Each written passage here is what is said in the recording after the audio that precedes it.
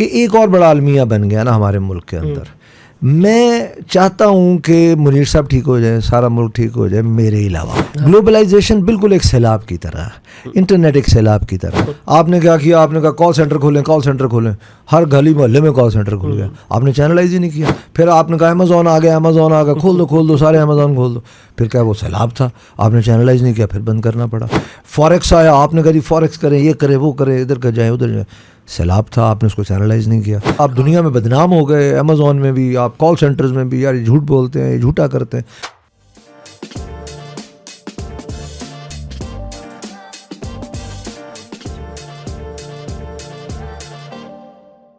कि एक और बड़ा अलमिया बन गया ना हमारे मुल्क के अंदर। मैं चाहता हूँ कि मुनीर साहब ठीक हो जाए, सारा मुल्क ठीक हो जाए, मेरे अलावा। मुझे ना मेरे चोर रास्ते जो है ना वो नहीं बंद होने चाहिए। और मैं सुबह से शाम तक लोगों को ठीक करने के लिए घर से निकलता हूँ। तो मारे के साथ ये सफ़र गलत है। वो एक बड़ी मशहूर एक स्टोरी बनी हुई है कि वो एक साहब थे, उन्होंने सोचा कि जी मैं दुनिया बदल दूंगा। तो वो 10 साल उन्होंने जोर लगाया, पूरी दुनिया, कभी किसी मुल्क कभी किसी मुल्क। 10 साल बाद एहसास हुआ ये तो काम मुश्किल है। फिर उन्होंने कहा चले मैं पाकिस्तान बदलूंगा।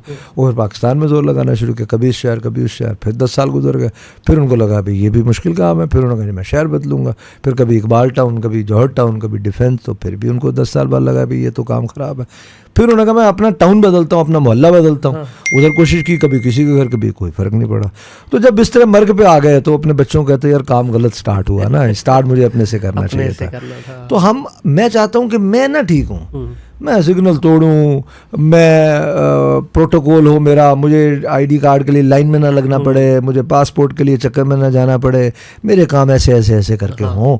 लेकिन मुनीर साहब जो है ना उनको ठीक होना चाहिए। बिल्कुल तो ये काफ़ी सारी चीज़ें हैं जो मैं समझता हूँ कि, लेकिन बात यह है कि खूबसूरत बात यह है कि रायमा पैदा हो रहा है। खूबसूरत बात यह है कि लोग अब डिस्कस करते हैं जो पहले कभी होता ही नहीं था। अच्छा, फिर एक और हमने अजीब काम किया।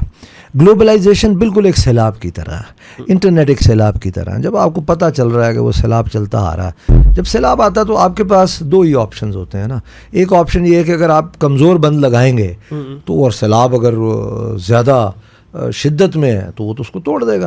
अब दूसरा हल क्या होगा, उसको चैनलाइज करें आप रास्तों में कहीं कहीं उसको थोड़ा थोड़ा तोड़ के उसको।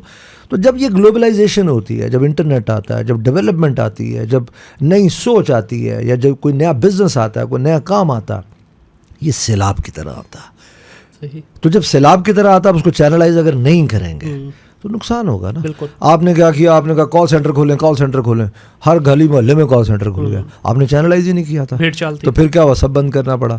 फिर आपने कहा अमेज़ॉन आ गया, अमेज़ॉन आ गया, खोल दो सारे अमेज़ॉन खोल दो। फिर क्या वो सैलाब था, आपने चैनलाइज नहीं किया, फिर बंद करना पड़ा।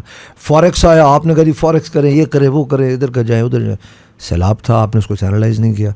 चैनलाइज करते हुए आपने इतनी देर लगा दी कि नुकसान हो गया लोगों का। आप दुनिया में बदनाम हो गए, अमेज़ॉन में भी, आप कॉल सेंटर्स में भी, यार ये झूठ बोलते हैं, ये झूठा करते हैं।